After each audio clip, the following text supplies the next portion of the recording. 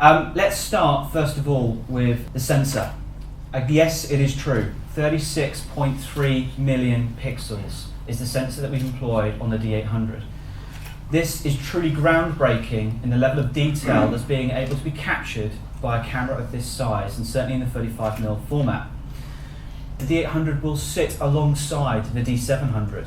The ISO capability of the D800 expands up to 25,600 ISO equivalent, and even the base ISO 6400 now surpasses the already acclaimed D3X. You can shoot at up to 4 frames per second or 6 frames per second in the DX crop mode. And as you can see, we have full HD and the live view features that are rich as what you've become to expect from a Nikon DSLR. So, what does a big resolution sensor give you? Massive detail and massive file sizes. To give you an example, if you look at a full frame FX 36.3 million pixel image, that will generate a raw file of roughly around 76 megabytes. Once you process that to a 16-bit TIFF, that generates a 212 megabyte file. Truly astonishing figures we're talking about here in terms of detail and clarity. In fact, the images are so big that we've employed for the first time in any Nikon DSLR USB 3. With its 5 gigabits per second, the transfer rate of USB 3, it gives you the same level of speed and what you'd expect and need if you're shooting tethered in a studio environment. You'll also possibly note that we've got 4 different format options here, again appealing to the various markets that this camera will possibly be used in. You have 5.4, 1.2. This has previously been reserved for the likes of the D3X and the D3, and previously the D4 at the beginning of the year. I'm also pleased to say that the D800 employs the same architecture as the D4. Xpeed 3 has been utilised, and this allows incredibly rich detail to be reserved in all of the image files being processed via JPEG or TIFF, or even the raw files as they're being compressed possibly in camera. You also have the uncompressed option as well. The thing that really is remarkable about this though, is the D800 has noise characteristics that are very similar to the D700. Given the fact that the resolution is over 3 times that of the D700, that is remarkable in itself. And it actually surpasses, in terms of noise performance, cameras like the D7000, who have already got a very good reputation for being able to deliver in the most difficult of lighting situations. I'm pleased to also say that the D800 continues that long tradition of Nikon offering the very best AF performance at not just its flagship, but its entire range. The Multicam 3500 FX autofocus module has been deployed in the D800, and it's the new variant. This means that it can see in -2 EV, moonlight, but what -2 EV is basically the minimum amount of light that you need in order to see an image in the viewfinder in the first place. The autofocus has been redesigned in the same way that we have with the D4. This means the photographer never has to take their eye away from the viewfinder in order to change their AF settings. And they can't select conflicting AF options. It's impossible with this camera. We've made it very easy. Again, listening to all of the photographers that have used our cameras in the past and have told us what they wanted. We've listened and we've delivered.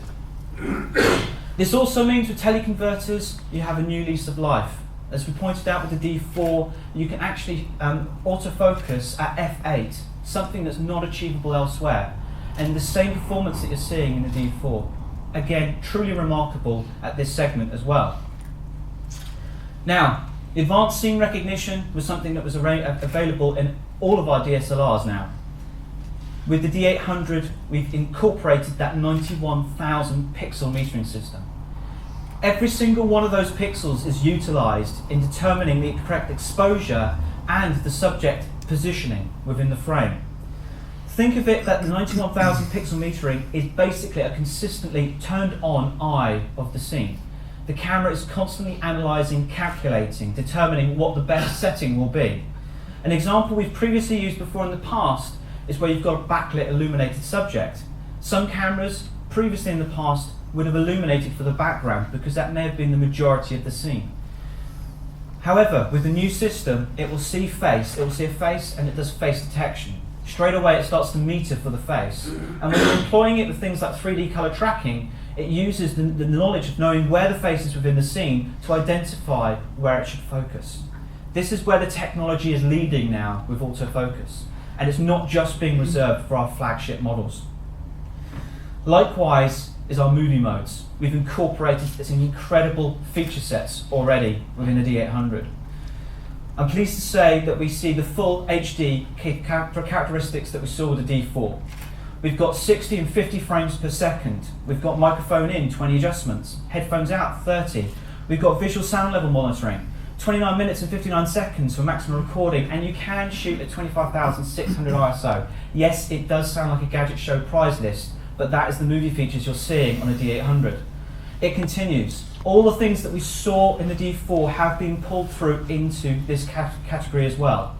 We've got the start-stop, the power aperture, clean HDMI out, completely uncompressed video footage from this camera is possible by using an external recording device. And time-lapse.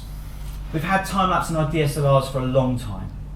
But with the D4 and now the D800, it's impossible to come back to your time-lapse and see the fully encoded video straight on the back of the camera. And it uses the same video settings you've applied in the movie setting menu. Again, we've listened to those that have told us told us exactly what they wanted, and we've delivered. You've got FX and DX options for movie crop modes. This is what the DX looks like. If you're wondering why we haven't employed a native 1920 by 1080, well, it's because we've got a 36.3 million pixel sensor being used. Native is over 4 times the magnification. That just gives you an indication of just how much detail this camera is able to record. Further features, the shutter and the mirror box have been redesigned, and we have 200,000 cycles, very similar to that of the D4 in its design. On top of this, given the fact that we're using a smaller battery capacity to comply with the same laws and regulations that we have with the D4, we're still getting over 900 shots on a single charge. And that's with CEPA standards, which with this model include firing and flash. We have dual axes horizontal display on either the back of the camera or through the viewfinder. And landscape photography are definitely going to be appealed by this camera's resolution and capability. Like the D300S, we've employed 2 different formats as well. We've squeezed in there an SD card slot, and we have CF. And it's compatible with the very latest technology in both of those, with the full capability to move between which recording method you want. Backup, overflow, shoot movie to one, stills to another, etc. We've also employed that incredible 3.2-inch monitor as well. This monitor has an illumination selector as well, so not only does it have incredibly rich colour that's very close to sRGB colour space, like the D4, it also has the ability to increase and decrease its brightness depending upon how bright or dark the actual scene that you're shooting in is. Just like your laptop, it will adjust, or your phones of today, it will adjust automatically, but it doesn't just adjust the brightness, it changes contrast, saturation, to try and match so that you're getting the very best and clearest picture off the back of the camera. So for the first time, you can start to make judgment calls by looking at images off of the back of the camera rather than relying solely upon your laptop. We're also announcing today an MBD12. This is the new battery pack for the D800. It's perfectly aligned, so when you attach it to the camera, if you're shooting portrait, the buttons are almost mirrored perfectly. It also is compatible with the EL18 battery, which we announced with the D4. So photographers that are using this camera as their high-resolution camera and a D4 as their main possibly, they can be rest assured that we've thought about the battery capability. So if they want to use the same batteries, they can. To give you a quick summary of the D800, there are over 36 features that we've improved upon. Many of them are in accordance with D4, some of them new. We have incredible picture quality, 36.3 million pixels. And when you see the detail that this can produce and the way it handles high ISO, it is absolutely gobsmacking in terms of it being able to deliver that in this size camera. Now, I'm pleased to say that this isn't our only DSLR of 2012. As you know, with the D4, it's not even our second. We have a third one today. The D800E is an adapted version of the D800. By listening to photographers and what they were telling us they wanted, there was a certain camp of photographers that are more used to shooting with medium format backs. They wanted to get the most detail possible from this image sensor. And at 36.3, there is a lot of detail to be had in the first place. So we have two models. One model has an adapted low-pass filter that has removed the anti-aliasing aspect of it. This allows a bit more detail to be recorded than was previously possible with the D800. However, as medium format users will know, this comes at a certain risk. It may introduce false colour or moire when certain fabrics or certain frequencies of texture match the sensor. However, we know that this audience knows how to handle that and how to avoid those situations. So we've listened to them and we've developed a camera for this audience. Capture NX2 also has filters that will help remove this should it occur. To give you an idea of the detail that we're able to capture here with the D800 and the D800E, here's an image. Take a look at the little red box.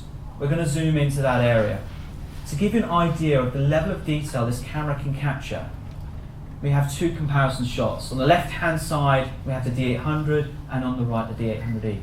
As you can see, the D800E, at the very finest level of details, is able just to pull a little bit more detail out of those scenes and out of those situations. So the photographer really does truly have multiple choices here. Not only do they have the highest resolving DSLR camera in a 35mm format, but they also have an option, should they need to, for an even higher and more detailed resolving camera with the D800E.